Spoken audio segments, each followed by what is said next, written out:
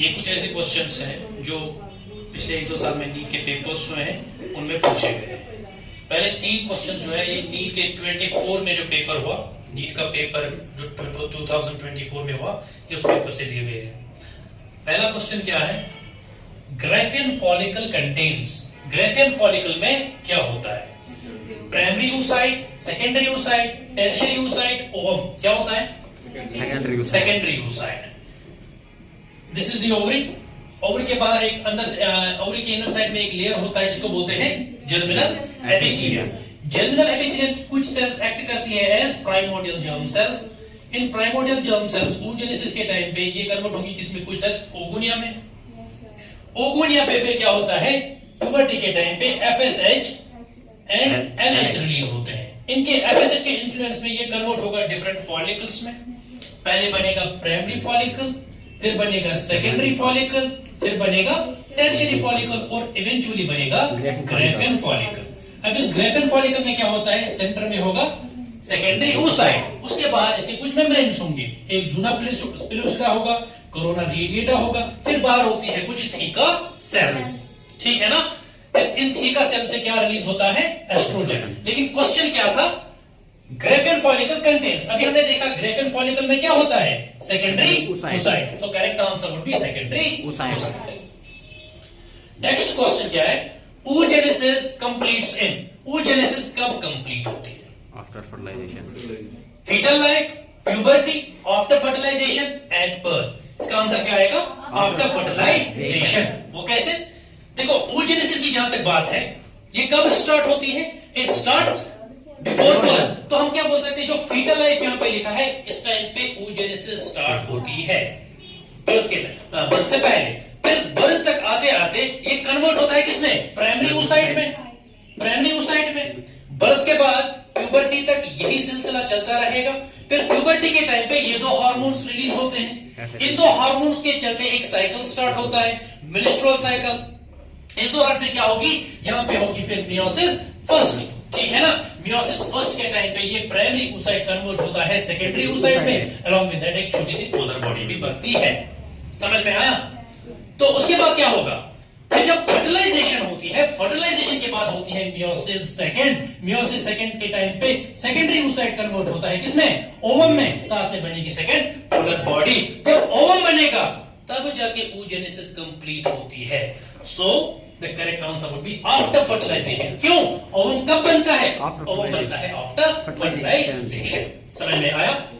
Next question क्या है? Fertilization normally occurs in, this should be the easiest of the questions for you, ठीक है ना? कहां पे होती है?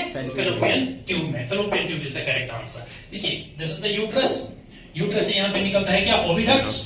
ओविडक्ट, इनको fallopian tubes भी बोलते हैं। इसके 4 पार्ट्स होते हैं।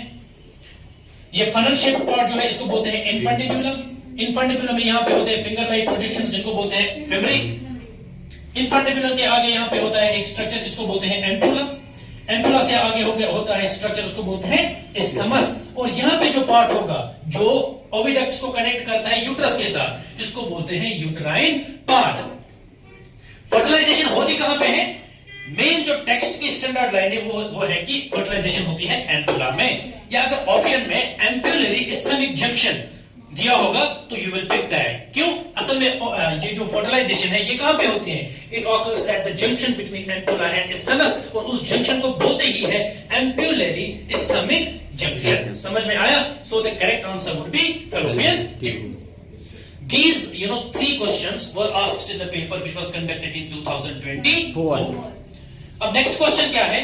Corpus luteum स्क्रीट्स।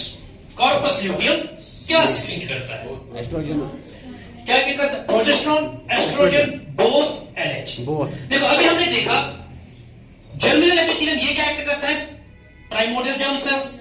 ये कन्वर्ट होंगे किसमें? ओगुनिया में। इन पे एक्ट करता है क्या? FSH कन्वर्ट करेगा डिफरेंट फॉलिकल्स में।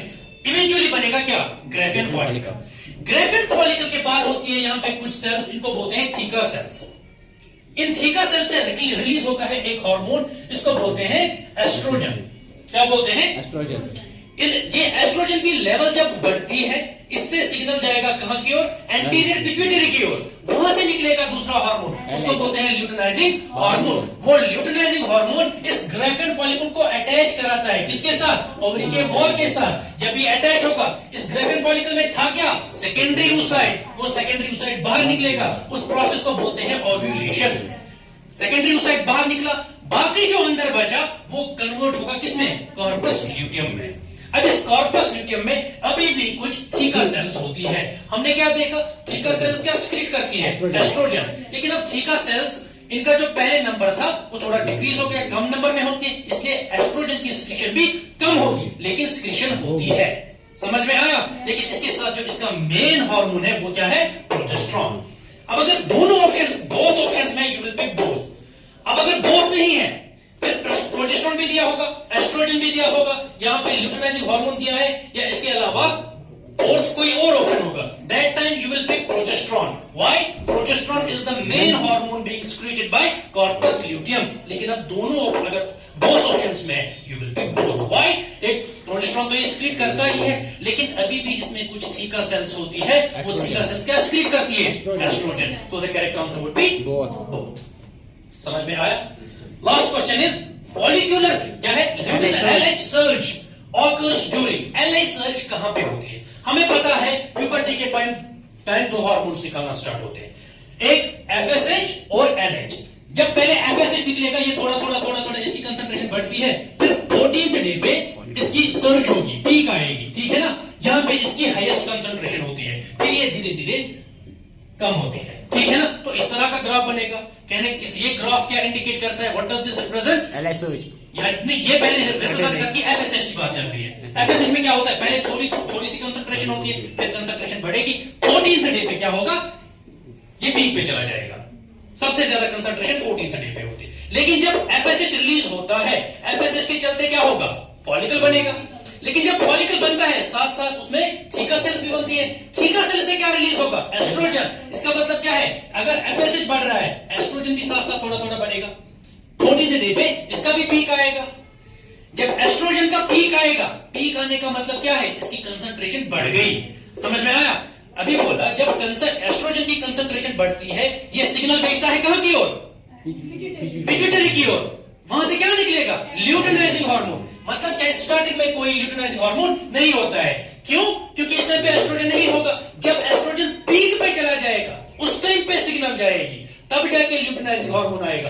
कहने का मतलब है 14th डे पे जो सिग्नल जाएगी, उसी टाइम पे ल्यूटिनाइजिंग हार्मोन की कंसंट्रेशन एब्रप्टली बढ़ जाएगी, तो इस तरह का पीक आएगा। इसी को बोलते हैं LH सर्ज। आई बात समझ? ये तो जो काम चले, FSH और एस्ट्रोजन का ये कंसंट्रेशन बढ़ना, ये होते हैं फॉलिक्यूलर फेज में, क्योंकि FSH की वजह से फॉलिकल्स में चेंज आती है, तो ग्रेफिन फॉलिकल बनता है। फिर उसी ग्रेफिन फॉलिकल से एस्ट्रोजन भी निकलता है। फिर एस्ट्रोजन की इन्फ्लुएंस में क्या निकलेगा? LH। तो किस फेज में निकलेगा? फॉलिक्यूलर फेज में। आई बात समझ? तो correct answer would B follicular phase.